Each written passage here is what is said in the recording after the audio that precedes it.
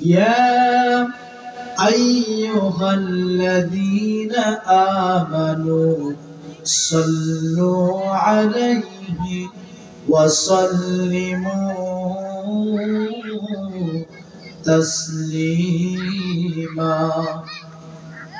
اللهم صل على محمد وعلى آل محمد كما صليت على إبراهيم وعلى آل إبراهيم إنك حميد مجيد. اللهم بارك على محمد وعلى آل محمد كما باركت على إبراهيم وعلى آل إبراهيم إنك حميد مجيد. রাস্তাঘাটে দোকান পাটে আসো সবাই মিলে, রাস্তাঘাটে দোকান পাটে আসো সবাই মিলে, জলদি করে এসো চলে কোরআন হাদিসের মাহফিলে। বালাগাল উলা বিকামালিহি কাশাফাত দুজা বিজামালিহি হাসনাত জামিউ খিসালিহি সাল্লু আলাইহি ওয়া আলিহি। আলহামদুলিল্লাহ, মাদিনাতুল উলুম কওমি মাদ্রাসার উদ্যোগে আয়োজিত মুন্সিগঞ্জ জেলার অন্তর্গত সিরাজদি খান থানার বালুচর ইউনিয়নের একটা ঐতিহ্যবাহী সুপরিচিত মাদিনাতুল উলুম কওমি মাদ্রাসার মহান আজিমুশ শান আজকের মাহফিলের আমার পাশে উপবিষ্ট সম্মানিত সভাপতি সাহেব, দেগর উলামায়ে কেরাম, সামনে ঢোলা আসনে বসা বিভিন্ন এলাকার বিভিন্ন সমাজের বিভিন্ন গ্রামগঞ্জের মুরব্বিয়ানে কেরাম, মুসলিয়ানে আযম, আমার প্রাণ প্রিয় ছাত্র ভাইরা, অসংখ্যবার কৃতজ্ঞতা প্রকাশ করছে যিনি মহান রব্বুল ইজ্জত ওয়াল জালাল হাজারো মানুষের মধ্য থেকে যাচাই করিয়া বাছাই করিয়া নির্বাচিত করিয়া ভালোবেসে আমাদেরকে দ্বীনি প্রতিষ্ঠানের জান্নাতের বাগান, বেহেশতের বাগান, আশিকিন জাকিরিন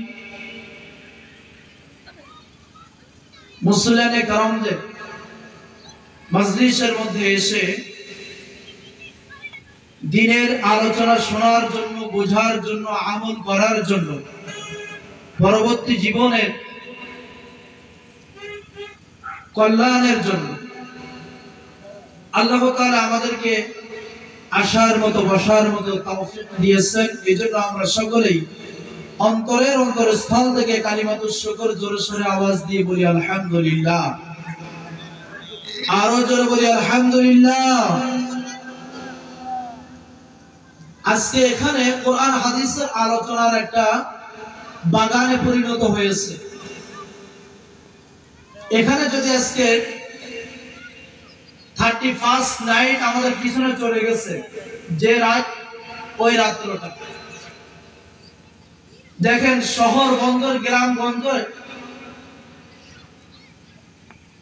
ঠিক রাত 12টার একে যখন আল্লাহ তাআলা নির্ধারিত সময় চলে আসলো, তখন কেমন যেন কিয়ামত একটা কায়েম হয়ে যাওয়ার পর্যায়ে চলে আসবে, ঠিক কিনা? কেন? কারণ এটা হলো ইহুদি, নাসরা, বৌদ্ধ, খ্রিস্টানদের একটা ক্যালচার। এই ক্যালচার যে মুসলমানের সন্তান পালন করে, এটা আগে তো জানতাম না, এখন জানি।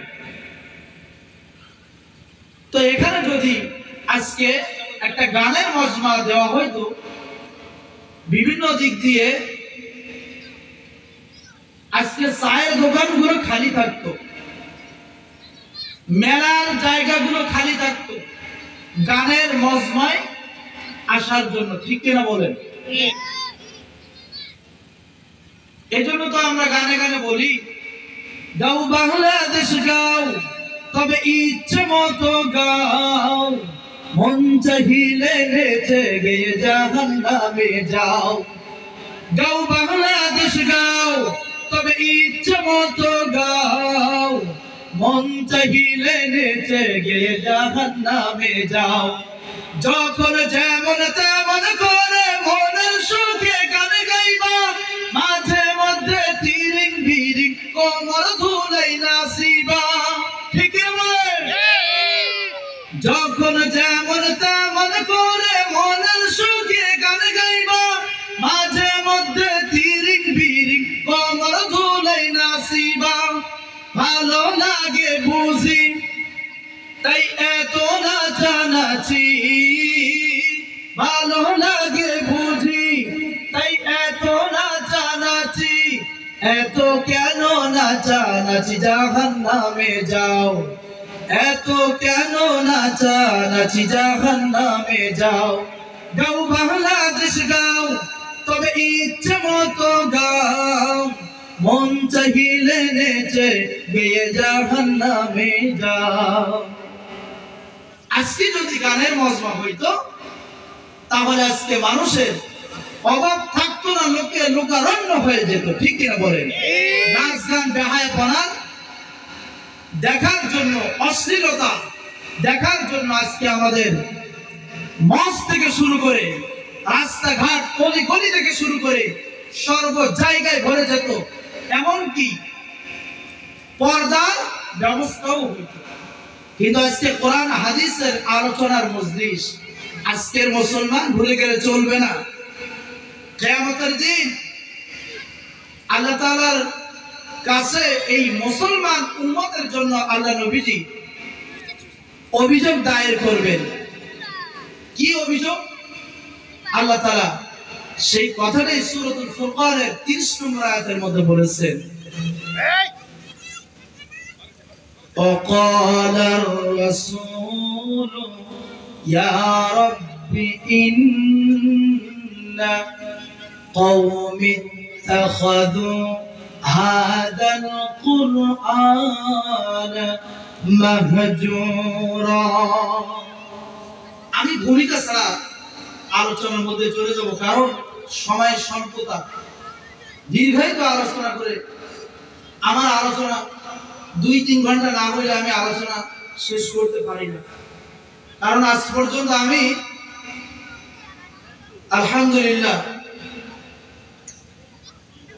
শুরু থেকে আলোচনা আমি জমাইতে পারি না, শেষ অর্ধরাত্র থেকে শুরু হয়ে যায়, তথা 10টার পর থেকে নিয়ে।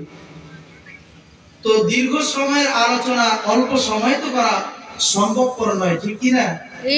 তো যতটুকু অল্প সময় অল্প পরিসরে আমি প্রয়াস চালাইতে পারি, আল্লাহ যেন আমাদের ঈমানের সাথে আমলের সাথে কবুল করবেন, বলেন আমিন। আমিন। আল্লাহ তাআলা বলতেছেন,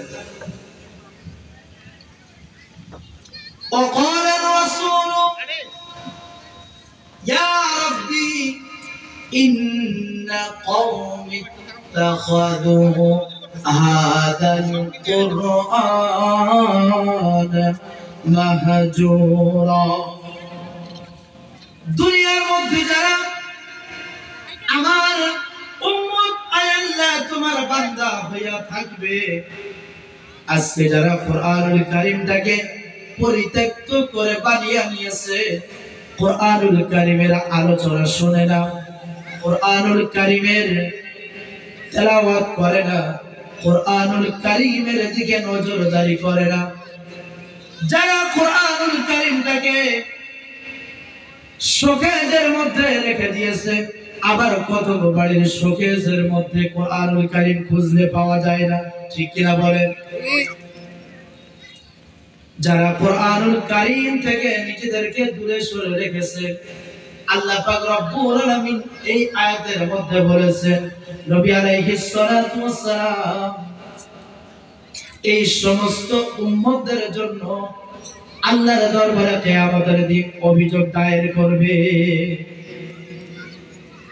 কেন কেন? দুনিয়ার মধ্যে যারা 31 নাইট পালন করে, দুনিয়ার মধ্যে যারা বিভিন্ন অলসের গানে অলসের মজমায় উপস্থিত হয়ে যায়, দুনিয়ার মধ্যে যারা অশ্লীলতা বেহায়াপনার মঞ্চে উপবিষ্ট হয়ে তারা সময় নষ্ট করে, কিন্তু কোরআনের মাহফিলে তারা বসতে চায় না, চায়ের দোকানে বসে বসে আড্ডা মারে, আর মেলার মধ্যে বসে বসে যারা মেলায় ঘোরাফেরা করে, শুধু তাই নয়, এরকম ভাবে নিজের মূল্যবান সময়টা অবমূল্যায়ন করলো, আজকে তারা অভিযোগ দায়ের প্রাপ্ত হইয়া জাহান্নামে প্রবেশ করবে। কেমন যেন কোরআনুল কারীমের সাথে তারা বেয়াদবি করলো। এখন যারা কোরআনুল কারীমের সাথে বেয়াদবি কারা করে, সেটাও তো আল্লাহ পাক রব্বুল আলামিন অন্য আয়াতের মধ্যে বলেছেন, ওয়া কাযালিকা জাআলনা লিকুল্লি নাবিয়্যিন আদুওয়াম মিনাল মুজরিমিন।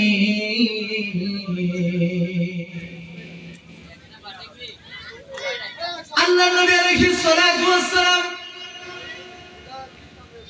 দুনিয়ার মধ্যে এই অভিযোগটা মুফাসসিরিন কেরামদের মাধ্যমে জানা গেল। দুনিয়ার মধ্যে অভিযোগ করেন, কিয়ামতের ময়দানে অভিযোগ করবেন।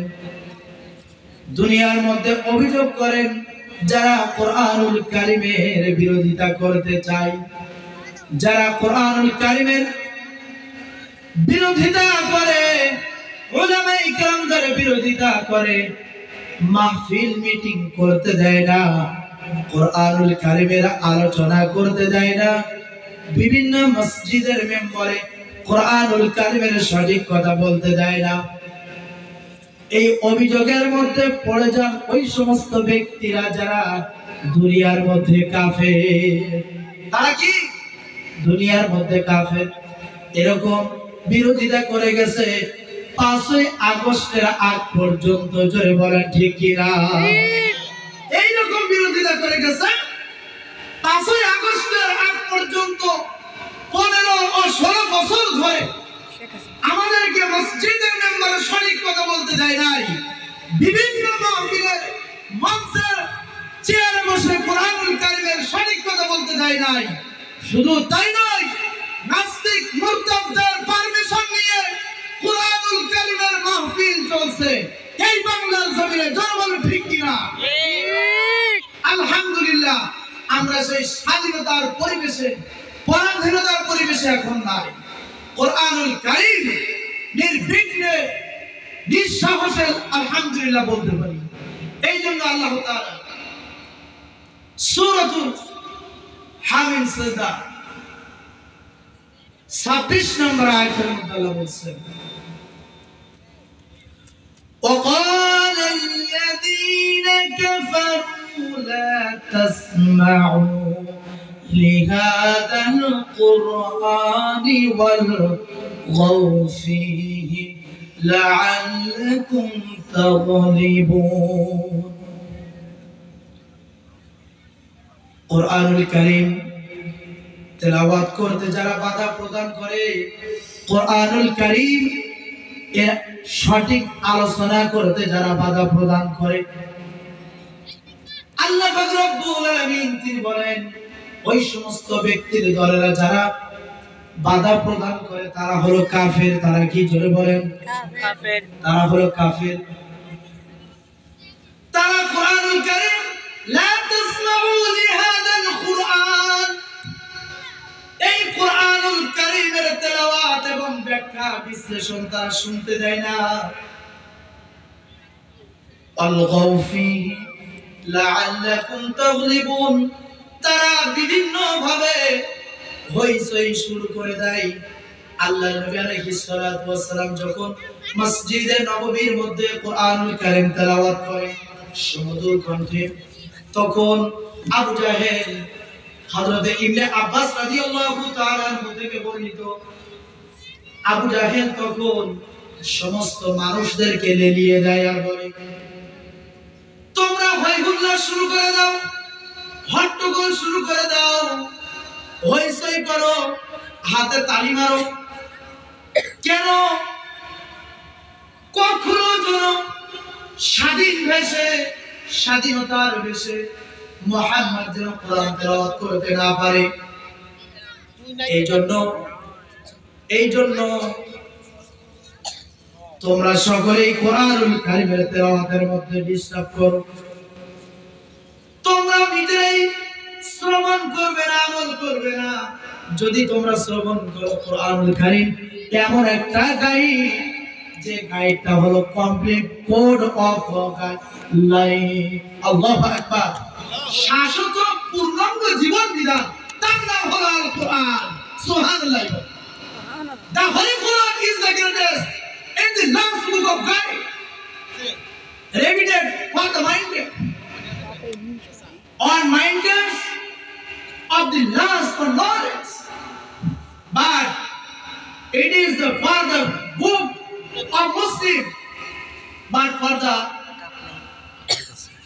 of knowledge, it is heavy of life code, complete code of life. Holy Quran এর নাম হলো পবিত্র কোরআন। সুবহানাল্লাহ। মাজালিসুল কোরআন, মাজালিসুর রহমান, কোরআনুল কারীম তেলাওয়াতের জায়গা, কোরআনুল কারীম আলোচনার জায়গা, কোরআনুল কারীমের ব্যাখ্যা বিশ্লেষণের মাজলিসটা হলো আল্লাহর পক্ষ থেকে একটা রহমতের জায়গা। সুবহানাল্লাহ। قال ما اجتمع قوم في بيت من بيوت الله, আল্লাহ তাআলার পক্ষ থেকে কোরআনুল কারীমের মাজলিসটা রহমতে পরিবর্তন হয়ে যায়। সুবহানাল্লাহ ওয়া বিহামদি।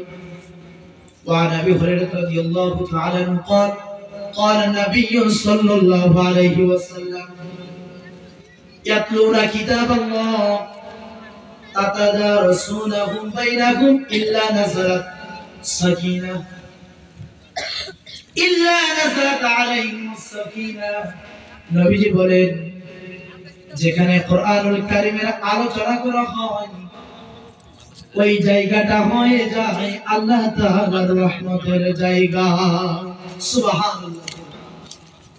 এই জন্য মুশরিক কাফের তাদের লিডার হলো মিস্টার আবু সুফিয়ান, আবু জাহেল এবং আখনাস ইবনে শুরাইব। এই তিন লিডার একদিন পরামর্শ করলো, মুহাম্মাদের তেলাওয়াতটা তো অত্যন্ত সুমধুর তেলাওয়াত, কেমন যেন পাগলপাড়া তেলাওয়াত। এই তেলাওয়াত করলে পরে মনটা চুম্বক আর লোহার মতো টানতে থাকে। সুবহানাল্লাহ বলেন। সুবহানাল্লাহ। কাফেরদের লিডারের মুখ থেকে যদি এই সমস্ত কথা শোনা যায়, তাহলে আমাদের মতো মুসলমানদের সামনাসামনি কোরআনের একটা মজমা, কোরআনের একটা মজলিস, এখান থেকে মাইকের মাধ্যমে আমাদের প্রত্যেকের কর্ণে কহরে চলে যাচ্ছে কোরআনুল কারীমের আওয়াজ, কোরআনুল কারীম তেলাওয়াতের আওয়াজ। আমরা কেন দৌড়াইয়া দৌড়াইয়া চলে আসতেছি না? মুসলমান হতভাগা হয়ে গেছে, দুর্ভাগা হয়ে গেছে, ঠিক কিনা বলে? তার পরামর্শ দারুন নাদওয়ার ভিতরে পরামর্শ বসলো যে মুহাম্মাদের ধর্ম তো কেউ গ্রহণ করতে পারবে না এবং তার কোরআন তেলাওয়াত শোনাও যাবে না। কোরআন তেলাওয়াত শুনলে পরে কি হবে? কোরআন তেলাওয়াত শুনলে পরে ইসলামের ছায়াতলে প্রবেশ করতে হবে। ইসলামী আকীদা, বিশ্বাস, মুআমালাত, মুহাসানাত, জীবন দর্শন, তাহজিব, তামাদ্দুন, সভ্যতা, সংস্কৃতি, জ্ঞান বিজ্ঞান, আচার আচরণ, শিক্ষা দীক্ষা এবং রাজনীতি, অর্থনীতি, সব কিছুর মূলের উৎস হবে কোরআন তেলাওয়াত। এই তেলাওয়াত শুনলে পরে আমরা তার মতো পাগল পারা হয়ে যাব, আমরা ইসলামের ছায়াতলে প্রবেশ করব। কিন্তু শোনা যাবে না। তাহলে কি করতে হবে? যারা শ্রবণ করবে তাদেরকে প্রতিহত করতে হবে। দারুন নাদওয়ার পরামর্শ, কেউ খেলাপ করতে পারবে না। যখন সূর্য ডুবে গেল, আস্তে আস্তে রাত গভীর হয়ে গেল, যাওয়ার পরে আবু সুফিয়ান বলতেছে, পরামর্শ মিটিং এর মধ্যে যেটা বলেছিলাম কিন্তু সেটা তো আমার মন মানে না। আবু সুফিয়ান শুয়ে শুয়ে বলতেছে, আমার তো ঘুম আসে না। তাহলে মুহাম্মদ কোথায় আছে? তার কোরআন তেলাওয়াত কোথায় চলতেছে সেখানে একটু আমরা দেখি। সেখানে গেলে পরে কোরআন তেলাওয়াতের আওয়াজ শুনবো আর মনটাকে তৃপ্তি ভরে, মনটাকে পরিপূর্ণ হয়ে যাবে। কোরআন তেলাওয়াতের আওয়াজ শুনতে শুনতে আমার ঘুমটা চলে আসবে। সারাটা রাত ভর কোরআন তেলাওয়াত শ্রবণ করে যখন ফজরের সময় চলে আসে, ওই সময় আবু সুফিয়ান ঘুমায়া যায়। ঠিক তদরূপ ওদিকে আবু জাহেল চিন্তা করলো, বালিশে তো আমার ঘুম চলে আসে না, ঘুম আসতেছে না, এখন তাহলে কি করা যায়? মনটা তো মানে না ওই মুহাম্মাদের জবান থেকে কোরআন তেলাওয়াত শুনতে হবে। মসজিদে নববীর পাশে জানালা চলে গেল। আবু সুফিয়ান এক জানালার পাশে আসলো, রাতের অন্ধকারে কেউ কারোর দেখে না। ওদিকে আবু জাহেল ও আবু সুফিয়ানের অন্য পাশে চলে গেল, কিন্তু আবু সুফিয়ানকে দেখতে পারলো না। ওদিকে আবার আখনাস ইবনে শুরাইক সেও চিন্তা করলো, আমার তো ঘুম আসে না, কি করা যায়? মুহাম্মাদের কোরআন তেলাওয়াত যতক্ষণ না পর্যন্ত না শুনবো ততক্ষণ পর্যন্ত আমার মনটা তৃপ্তি হচ্ছে না।